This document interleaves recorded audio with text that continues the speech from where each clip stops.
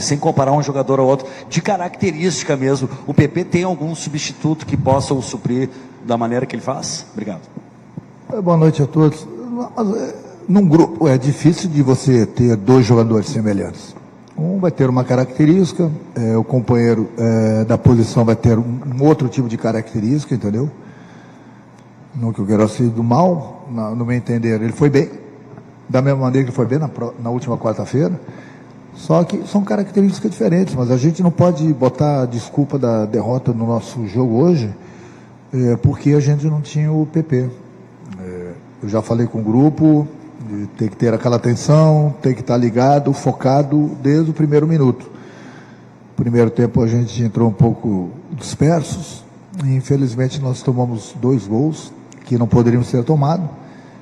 Tentamos a reação no segundo tempo, mas infelizmente depois a gente não conseguiu o resultado que pelo menos nos interessava, que no mínimo um empate, né? Então fica mais uma vez uma lição, né? Uma lição, é por isso que muitas vezes eu faço rodízio de alguns jogadores do grupo, justamente para a gente ter sangue novo, porque não adianta, é sobrenatural você querer colocar sempre a mesma equipe em campo a cada 3 dias, principalmente se tratando desse tipo de competição, Libertadores, Brasileiro, daqui a pouco vem a Copa do Brasil, é muito difícil. Renato, claro, quero te ouvir sobre a arbitragem, mas eu também preciso te perguntar sobre a questão da estratégia, mais ou menos isso que você respondeu, mas indo um pouco mais a fundo, porque o Grêmio melhorou no segundo tempo, quando você, por exemplo, colocou o Gustavo Nunes, e hoje você deixou ele no banco de reservas, o Soteldo não teve uma boa participação. E olhando para a zaga, o Gustavo Martins hoje talvez tenha entregue muito bem para aquilo que você pensou, colocando ele na vaga do Kahneman. O Gustavo Martins se entrega mais, talvez, vitalidade nesse momento no sistema defensivo? Nós temos jogadores experientes na posição, nós temos jogadores jovens, entendeu? É importante você ter esse tipo de jogadores. O Gustavo Carioca, ele jogou na Bolívia também, então está tendo oportunidades para todo mundo. Eu estou vendo, as oportunidades estão sendo dadas, praticamente. Ele vem tendo as oportunidades, ele jogou bem na Bolívia, como ele jogou bem hoje, mas ali não é o jogador mais experiente, o jogador mais novo ali atrás. O problema é que a gente não pode dar um mole que a gente deu nos gols, entendeu? Ali não importa a idade, os gols que nós tomamos, senão não poderiam ser tomados. Cara, o Gustavinho, ele fez um grande campeonato estadual, como o Soteldo, que é da posição, vinha fazendo um grande campeonato estadual. O Soteldo vem voltando da lesão, ele precisa de ritmo de jogo. Tenho colocado um, tenho colocado outro. Ele precisa buscar o ritmo, como ele tem buscado. No segundo tempo tem entrado o Gustavinho. Eu vou precisar dos dois. Os dois estão na posição, eu vou precisar dos dois. Não importa quem começa, ou durante a partida vai entrar. O importante é que eu confio nos dois. Renato, aqui, até sobre o Gustavinho.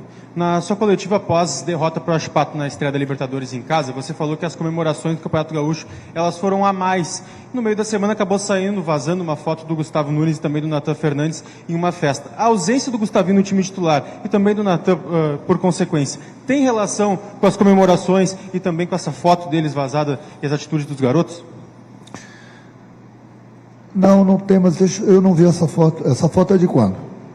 Metade da semana. Metade da semana como? Quinta, eu acho. Quinta-feira. Cara, os garotos, quando chegam no profissional, eu aconselho. Eu lapido eles e aconselho. Não é aqui no Grêmio, é no mundo todo. Na quinta-feira, após a partida, lógico, foi após uma derrota, mas a quinta-feira praticamente é o dia que eles têm que fazer as coisas que eles gostam. Eu vou fazer o quê? Eu pergunto, com todo o respeito à tua pergunta, não estou discutindo não. Aí termina o jogo, você quer que eu faça o quê? Que concentre todo mundo após o jogo? Aí a consciência de cada um, os garotos têm 18 anos. Os garotos gostam das coisas. O que eu vou fazer? Na quinta-feira era o dia certo. Eu só falei lá atrás, muita gente, muita gente achou que o grupo quebrou a confiança que eu tenho neles. Não, ninguém falou em momento algum disso, depois do campeonato. Como que você vai segurar um grupo depois de ganhar um título? Se você conseguir segurar um grupo, ou algum clube conseguiu segurar um grupo depois de ganhar um título, me fala que esse cara é o gênio do planeta. Não tem como segurar. Então eles foram festejar com as famílias deles, as namoradas deles, depois do título, sábado à noite.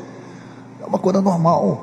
Só que o desgaste psicológico, desgaste físico, é uma coisa que... Aí quando eu fico poupando 3, 4 jogadores, não, mas por que não pode?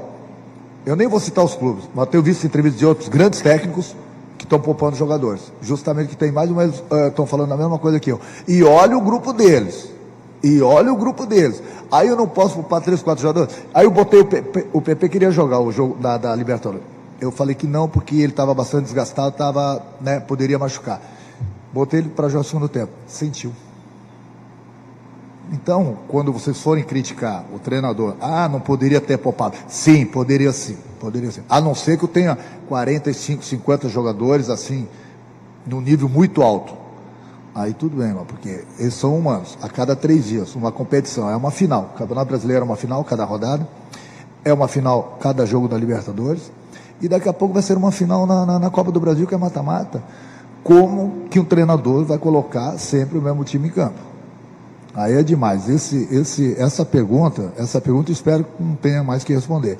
Se vocês forem olhar o discurso de outros treinadores, que eu concordo com eles, que eles têm um plantel bem acima do meu, muito melhor que o meu, estão poupando jogadores.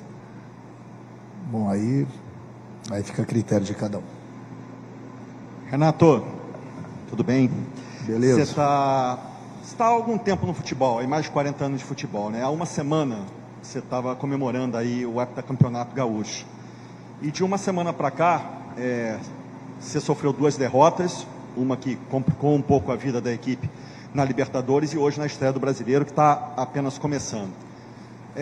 Com esse lastro todo, esse tempo todo de futebol, o que está faltando para virar a chave? Você está carente de jogador para peça, a gente já percebeu que você está mexendo no time.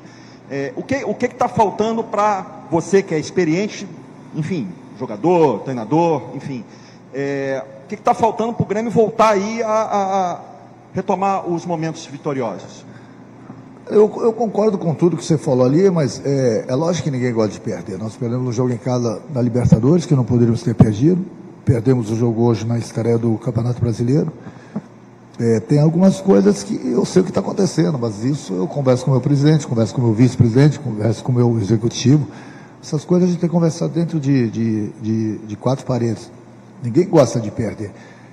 Mas também não vamos começar a fazer uma tempestade num copo d'água, porque o Grêmio, teve 2 derrotas, uma na Libertadores e na estreia do Campeonato Brasileiro, que todo mundo viu como foi o jogo hoje também. O primeiro tempo já assumi, que o nosso time não jogou bem. O segundo tempo nós jogamos, mas, novamente, erro de arbitragem. Então, a gente não está dando a desculpa assim para a arbitragem. A gente sabe que a gente precisa melhorar. Mas tem certas coisas que eu prefiro deixar assim, ficar quieto e conversar com quem eu tenho que conversar dentro do clube. Renato, até sobre essa questão de poupar, de desgaste, a gente vê que o futebol hoje ele está muito exigente na parte física e todos os especialistas, a ciência fala isso, que os 3 pilares do atleta de alta performance é o treino, a alimentação e o sono. Como é que tu faz? Porque tu disse que não é babá de jogador, tu sempre fala isso, e está correto. Mas lá dentro do CT tu consegue dar o bom treino, tu consegue cuidar da alimentação.